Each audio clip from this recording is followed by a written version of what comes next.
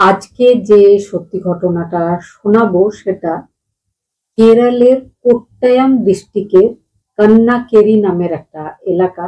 সেখানে একটা দুতলা বাড়ি ছিল। সেই বাড়িতে স্বামী স্ত্রী থাকতো। স্ত্রীর নাম জেসি, স্বামীর নাম শ্যাম। তার মধ্যে 26 সেপ্টেম্বর 2025-এ হঠাৎ করে জেসি নিখোঁজ হয়েছিল। কেন, কিভাবে এই ঘটনা ঘটেছিল সেটাই হচ্ছে আজকের সত্য ঘটনা। 26 তারিখ রাত্রেবেলায় জেসির ছেলে অস্ট্রেলিয়া থেকে বারবার নিজের মাকে ফোন করার চেষ্টা করছিল। একবার কল রিসিভ হয়েছিল, কিন্তু কোনো কথা হয়নি। তারপর থেকে সে বারবার কল করতে থাকে, কিন্তু কখনো কল রিজেক্ট হয়েছিল, কখনো কল রিসিভ হওয়ার পরেও কথা হয়নি, কখনো রিং হচ্ছিল কিন্তু ফোন রিসিভ হচ্ছিল না। তখন সে দুবাইতে নিজের ছোট ভাইকে কল করে ব্যাপারটা জানিয়েছিল। এবার দুই ভাই মিলে বারবার মাকে কল করার চেষ্টা করছিল। যখন কল লাগেনি, শেষ পর্যন্ত তারা নিজের বাবা শ্যামকে কল করেছিল। শ্যাম কলটা রিসিভ করে, কিন্তু কোনো কথা না বলে কলটা কেটে দিয়েছিল। এবার দুই ছেলে কিন্তু চিন্তায় পড়েছিল, কারণ তারা জানতো যে তার বাবা মায়ের মধ্যে সদ্ভাব নেই, তাদের দুজনের মধ্যে ঝামেলা লেগেই থাকে। তাহলে মায়ের কি কিছু হলো? মা ফোন কল রিসিভ করছে না কেন? তারা চিন্তাতে রাত্রিটা কাটায়। সকালে আবার একই চেষ্টা করতে শুরু করে, মাকে বাবাকে বারবার কল করে, কিন্তু সমস্যার সমাধান হয়নি। কারোর সাথেই তারা কথা বলতে সক্ষম হয়নি। ছোট ছেলের একজন বন্ধু তাদের বাড়ি থেকে বেশ কিছুটা দূরে থাকতো। তাকে কল করে পুরো ব্যাপারটা জানানো হয়। তাকে রিকোয়েস্ট করা হয় যে এক্ষুনি আমাদের বাড়ি গিয়ে একবার আমার মায়ের, আমার বাবার খবর নিয়ে আয়। সে দুপুরবেলায় 12:30টার সময় নিজের বন্ধুর বাড়ি যায়। গিয়ে দেখে বাড়িতে তালা বন্ধ রয়েছে। এইভাবে তালা দিয়ে তারা দুজনেই কোথাও চলে যেত না। কেউ না কেউ অবশ্যই বাড়িতে থাকতো, কারণ জেসি নিজের বাড়ি থেকেই একটা ডে কেয়ার প্রতিষ্ঠান চালান। সেই জন্য তাকে এই সময়ে বাড়িতেই থাকতে হয়। তারপরে সেই ছেলে আবার ফোন কলে নিজের বন্ধুকে জানায় যে তোর বাড়িতে তালা বন্ধ রয়েছে। দুজন ছেলে বলে যে প্লিজ একটু পুলিশ স্টেশনে খবর দে। পুলিশ স্টেশনে খবর দেওয়া হয়, পুলিশ টিম সেখানে চলে আসে। ছেলেরা পুলিশকে রিকোয়েস্ট করেছিল, সেই জন্য বাড়ির তালা ভেঙে নিচের পোর্শনে তাদের মা থাকতো, উপরের তলায় থাকতো বাবা। নিচের পোর্শনের তালা ভাঙা হয়, পুলিশ ভেতরে ঢোকে। পুলিশ ভেতরে গিয়ে একটু অবাক হয়েছিল, আর তাদের মনে হয়েছিল কিছু না কিছু একটা ঘটনা এই বাড়িতে অবশ্যই ঘটেছে। সন্দেহের ব্যাপার যেটা ছিল সেটা ছিল যে বাড়ির মেঝেতে প্রচুর লঙ্কা গুঁড়ো ছড়িয়ে পড়েছিল। দরজাতে যে হাতল আছে, যেটা ধরে খোলা বন্ধ করা হয়, তাতে তেল লাগানো রয়েছে। কিচেনে একটা কাঁচের গ্লাস ভেঙে চারিদিক ছড়িয়ে ছিটিয়ে পড়ে রয়েছে। একটা ছোট তোয়ালে দেখে মনে হচ্ছে যে সেটাকে কিছুক্ষণ আগেই ধুয়ে ফেলা হয়েছে। সেটা ডাইনিং টেবিলের পাশে মেলা আছে। এই ব্যাপারগুলো পুলিশের সন্দেহ বাড়িয়েছিল। পুলিশ চাইছিল সিসিটিভি ফুটেজটা চেক করতে। তারা যখন সিসিটিভি ফুটেজ চেক করবে বলে ক্যামেরার কাছে যায়, গিয়ে দেখে যে ক্যামেরাটা রাত্রেবেলায় 10:30 থেকে বন্ধ করা আছে। এবার পুলিশ আরো শিওর হয়ে যায় যে কিছু না কিছু ঘটনা এই বাড়িতে অবশ্যই ঘটেছে। এবার পুলিশ টিম শ্যামকে কল করে। শ্যাম প্রথমে কল রিসিভ করেনি, তারপরে রিসিভ করে বলেছিল যে সে এখন ব্যস্ত আছে, একটু পরে কথা বলবো। পুলিশ কিন্তু তার অপেক্ষা করতেই থাকে। এবার পুলিশ সিসিটিভি ফুটেজ গুলো চেক করার জন্য ডিভিআর এর কাছে যায়। সেখানে গিয়ে পুলিশ দেখে যে 26 সেপ্টেম্বর রাত 10:30 থেকে 12:30 পর্যন্ত যে সিসিটিভি ফুটেজ গুলো ছিল সেগুলোকে ডিলিট করা হয়েছে। এবার পুলিশ সেখানেই বসে ওই বাড়ির মালিক কে শ্যাম জর্জের অপেক্ষা করতে থাকে। শ্যামের বয়স 59 বছর। দুপুরবেলায় 2:30টার সময় নিজের গাড়িতে করে শ্যামকে ফিরতে দেখা যায়। তারপরে পুলিশ টিম তার সাথে কথা বলে, জিজ্ঞেস করে যে আপনার স্ত্রী জেসি কোথায় আছে। এখানে এটাও বলে রাখি যে জেসির বয়স ছিল 49 বছর। সে শ্যামের থেকে 10 বছরের ছোট ছিল। তারপরে পুলিশ টিমকে শ্যাম বলে যে জেসির সাথে তার বনিবনা হয় না, দুজনের মধ্যে কথাবার্তাও নেই। জেসি থাকে নিচের তলায়, সে থাকে উপরের তলায়। কে কখন কোথায় যাচ্ছে, কার সাথে কথা বলছে, দুজন দুজনের কোনো খবর রাখেন না। তবে হ্যাঁ, তার স্ত্রী মাঝে মাঝে নিজের বোনের বাড়িতে যায়। যদি তার স্ত্রী বাড়িতে নেই তাহলে হয়তো বোনের বাড়ি গিয়ে থাকতে পারে, তবে সে এই ব্যাপারে কিছু জানে না। এবার পুলিশ টিম বাড়ির সিসিটিভি ফুটেজ যখন পায়নি, তখন বাড়ির বাইরে যে সমস্ত এলাকাতে সিসিটিভি ক্যামেরা লাগানো রয়েছে সেগুলোর ফুটেজ চেক করে। ফুটেজে পুলিশ দেখতে পায় যে 11:42 26 সেপ্টেম্বর রাত্রেবেলায় শ্যামের গাড়ি নিয়ে শ্যাম বেরিয়েছিল। একটা রাস্তা দিয়ে গেছিল, ফিরেছিল অন্য একটা রাস্তা দিয়ে রাত্রেবেলায় 2:30টার সময়। তাকে জিজ্ঞেস করা হয় যে অত রাত্রে আপনি বাইরে কোথায় কি করতে গেছিলেন। তখন সে পুলিশ টিমকে জানিয়েছিল যে সে কিছুদিন ধরে খুব টেনশনে রয়েছে, সেই জন্য সে লং ড্রাইভে গেছিল মনটাকে ভালো করার জন্য। তার এই লং ড্রাইভের সাথে কোথাও জেসির কোনো কানেকশন নেই। এই সমস্ত জিজ্ঞাসাবাদের পরে পুলিশ টিম ফিরে যায়। 27 তারিখটা কাটে, পুলিশ বিভিন্ন তদন্ত করছিল। পুলিশ ওই দুই হাজবেন্ড ওয়াইফের ব্যাপারে বিভিন্ন ইনফরমেশন আশেপাশের প্রতিবেশীদের কাছেও জোগাড় করছিল। 29 সেপ্টেম্বর আবার পুলিশ টিম আসে, সঙ্গে আসে ফরেন্সিক টিম। তারা এসে প্রথমেই যে গাড়িটা নিয়ে শ্যাম লং ড্রাইভে বেরিয়েছিল সেটাকে টেস্ট করা হয়।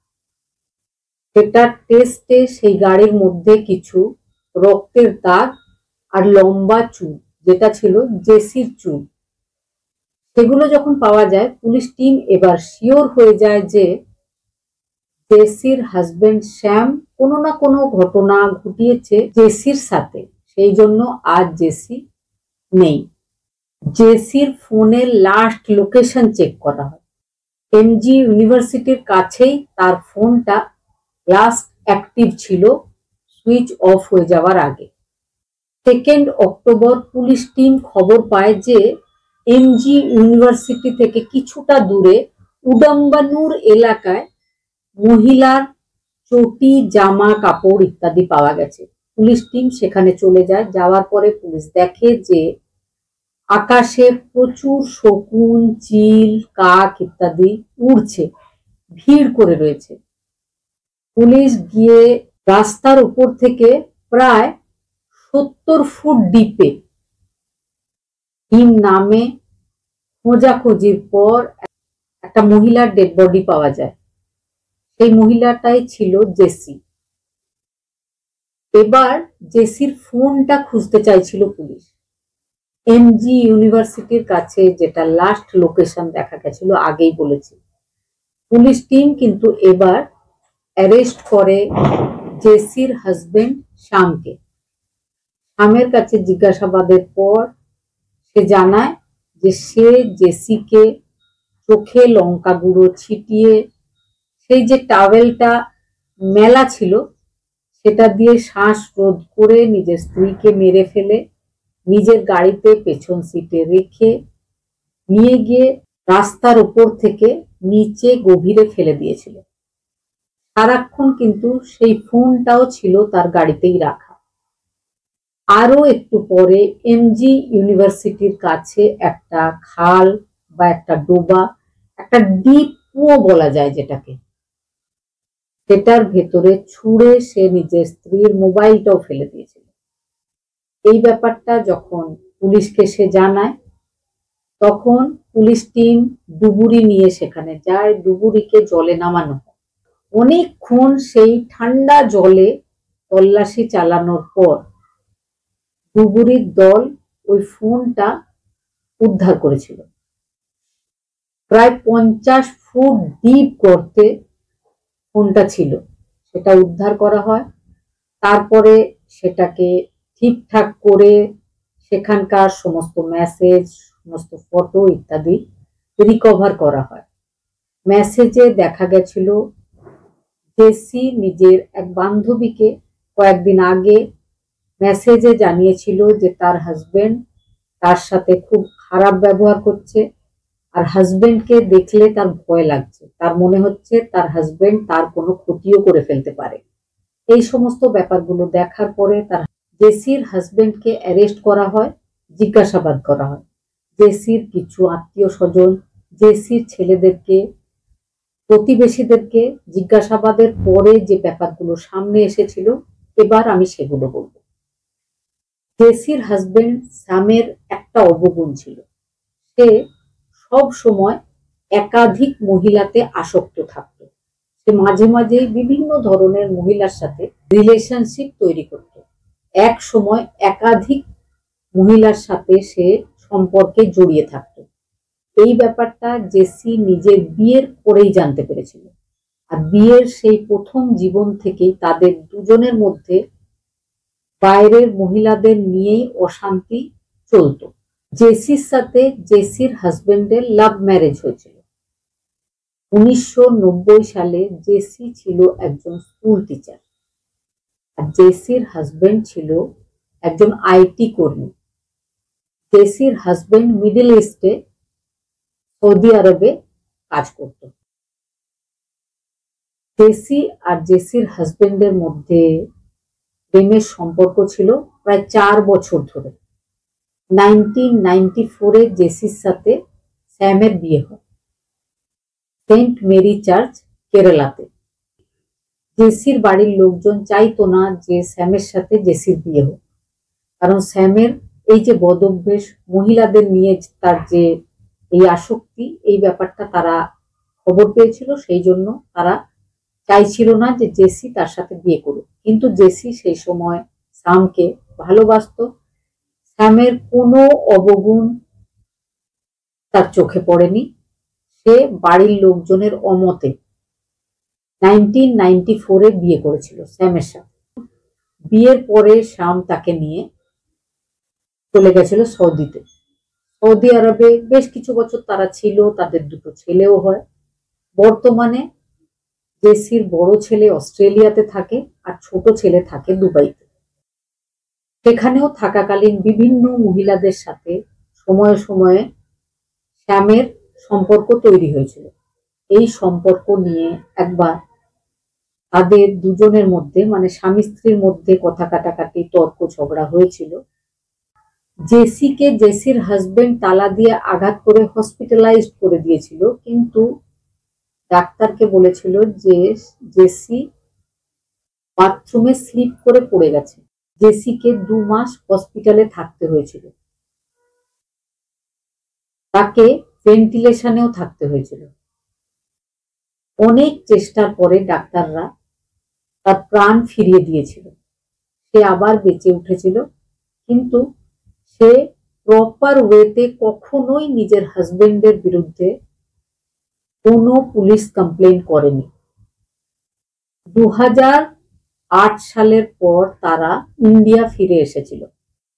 ইতিমধ্যে জেসি জানতে পেরেছিল যে সে স্যামের প্রথম ওয়াইফ নয়, তার প্রথম ওয়াইফ ছিল অন্য কেউ, যে ব্যাপারটা লুকিয়ে স্যাম তার সাথে বিয়ে করেছিল। আর সেই বিয়ে থেকে স্যামের একটা মেয়েও ছিল। জেসি সেই মেয়ের সাথে যোগাযোগ করে। সেই ঘটনা জানার পর থেকে সে সেই মেয়েকেও নিজের মেয়ে বলে মনে করতে শুরু করে। তার পড়াশোনার বিভিন্ন খরচ বা অন্যান্য যে খরচ, সেটাও সব সময় তাকে জেসি দেওয়ার চেষ্টা করত। তার মা মারা গেছিল। জেসি কিন্তু সবাইকেই বলতো যে তার এক মেয়ে আর দুই ছেলে রয়েছে। তার ছেলেরাও সব সময় সেই মেয়েকে নিজেদের বোন বলেই মনে করে। জেসির সাথে স্যামের ফার্স্ট ওয়াইফের মেয়ের যথেষ্ট ভালো একটা বন্ডিং ছিল, সারা জীবন সেটা ছিল। সেই মেয়েটা বর্তমানে দুবাইতেই রয়েছে। জেসির হাজবেন্ড শাম মিডল ইস্ট কান্ট্রি থেকে ইন্ডিয়া আসার পরে ট্যুরিজম অ্যান্ড ট্রাভেল নিয়ে একটা ডিগ্রি অর্জন করেছিল এমজি ইউনিভার্সিটিতে পড়াশোনা করে। সেই ইউনিভার্সিটিতে ওই কোর্সের সময় তার প্রচুর বিদেশি মহিলাদের সাথে যোগাযোগ হয়। তাদের কন্ট্যাক্ট নম্বরগুলো তার কাছে আসে। সে বারবার নানা রকম মহিলার সাথে সম্পর্কে জড়িয়ে পড়ে। 2024 সালে ভিয়েতনামের এক মহিলা জেসির কাছে এসে ক্ষমা চেয়েছিল। সে বলেছিল যে সে জানতো না যে তার হাজবেন্ড শাম ম্যারিড। সে জানতে পেরেছে, জানার পরে তার খুব খারাপ লাগছে। আর জেসির একজন উকিল ছিল, নাম ছিল শশী কুমার। তাকে দিয়ে সে একটা লেটার পাঠিয়েছিল জেসিকে। তাতে সে লিখেছিল যে জেসিকে আর জেসির ছেলেদেরকে তার হাজবেন্ড শাম মেরে ফেলবে বলেছে তাকে। এই কথাটা সে জানিয়ে সে আর শামের সাথে কোনো সম্পর্ক রাখেনি। এই ব্যাপারটা শোনার পরে জেসির মনে হয় যে তার আর উচিত না শ্যামের সাথে থাকা। এবার সে ডিভোর্স নেবে। সে ডিভোর্সের জন্য কোর্টে আবেদন করে। তারপর থেকে কিন্তু তার হাজবেন্ড রেগে যায়।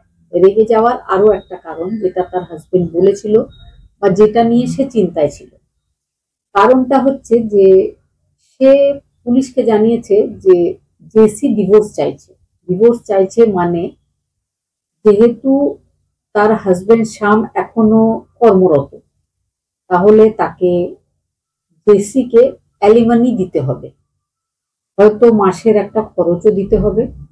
সেই সঙ্গে তাদের যে বাড়িটা রয়েছে, বাড়িটা শামের নামে, কিন্তু ওই বাড়িতে জেসির টাকা রয়েছে 70% আর 30% টাকা রয়েছে শ্যামের।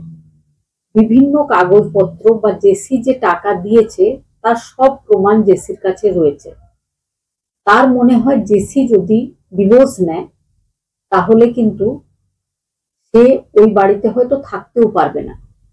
জেসিকে যদি সে মেরে ফেলে তাহলে তাকে অ্যালিমানিও দিতে হবে না, আর পুরোপুরি বাড়িটাও তার হয়ে যাবে।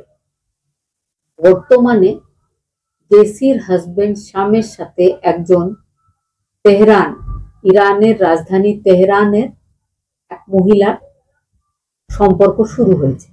সেই মহিলা কিন্তু সমস্ত ব্যাপারটাই জানে যে স্যাম ম্যারিড, স্যামের সাথে তার স্ত্রীর একটা ঝামেলা অলওয়েজ চলছে। সে ব্যাঙ্গালোরে থাকে। তার বাড়িতে গিয়ে স্যাম থাকে। স্যাম বারবার চাইছে যে সেই মেয়েটাকে নিজের বাড়িতে নিজের উপর তলায় এনে একসঙ্গে রাখবে। সেই ব্যাপারটাতে জেসি রাজি নয়। আর এই ব্যাপারটা নিয়েই আজকাল তাদের দুজনের মধ্যে ঝগড়া চলছিল। সারা জীবনে বারবার সে বিভিন্ন মেয়েদেরকে নিজের বাড়িতে এনেছে। বাড়িতে তারা এসেছে, তারা থেকেছে। তার মধ্যে অনেক মহিলাকে জেসি গিয়ে জানিয়েছে যে সে স্যামের ওয়াইফ। এই ব্যাপারগুলো শুনে অনেক মহিলা রেগে গেছে, স্যামকে ছেড়ে চলে গেছে।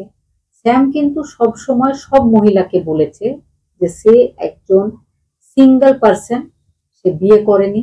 এই সমস্ত মিথ্যা কথা বলেই সে মহিলাদের সাথে বন্ধুত্ব করত। পরবর্তীকালে যদি কোনো মহিলা জানতেও পারতো যে স্যাম ম্যারিড, তখন সে অন্য একটা গল্প বলতো। সে বলতো যে তার স্ত্রী খুব খারাপ মহিলা, তার সাথে ঝামেলা করে, তো সে তার স্ত্রীকে শাস্তি দেবে, ছাড়বে না। ছেলেরা বা তার স্ত্রী কেউ ভালো লোক নয়, এই ধরনের নানা রকম কথা বলে। কিন্তু বারবার সারা জীবন মাঝে মাঝেই তার পার্টনার চেঞ্জ হয়। একই সময়ে তার অনেকগুলো মেয়ের সাথে বা মহিলার সাথে সম্পর্ক থাকে। এইভাবেই চলছিল।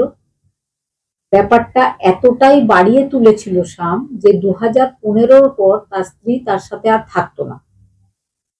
সে নিচের তলায় থাকতো, তার হাজবেন্ড উপরের তলায় থাকতো। দুজনের মধ্যে কথা প্রায় বন্ধই ছিল। যাই হোক, এই ধরনের ঘটনার জন্য একজন হাজবেন্ড নিজের ওয়াইফকে শেষ করে ফেলেছিল। তার বডিটাকে নষ্ট করে দেওয়ার জন্য প্রায় 60 ফুট উপর থেকে নিচে ফেলেও দিয়েছিল। কিন্তু শেষ রক্ষা হলো না। পুলিশ তো পুলিশই হয়। পুলিশ তাকে অ্যারেস্ট করেছে। এখন তার জিজ্ঞাসাবাদ চলছে। পরবর্তীতে বোঝা যাবে যে তার কি শাস্তি হবে। তবে দুজন ছেলে, দুজন বলবো না, এক মেয়ে 2 ছেলে, কারণ 3 জনকে জেসি নিজের বাচ্চার মতো করে মানুষ করেছে, তাদেরকে যোগ্য তৈরি করেছে। তারা সবাই আজ নিজেদের মাকে হারিয়ে ফেলেছে। ঘটনাটা শোনার পর যদি কোনো বক্তব্য থাকে অবশ্যই কমেন্টে জানাবেন। খুব ভালো থাকবেন, সুস্থ থাকবেন। আবার দেখা হবে ক্রাইমের নতুন কোনো ঘটনা নিয়ে।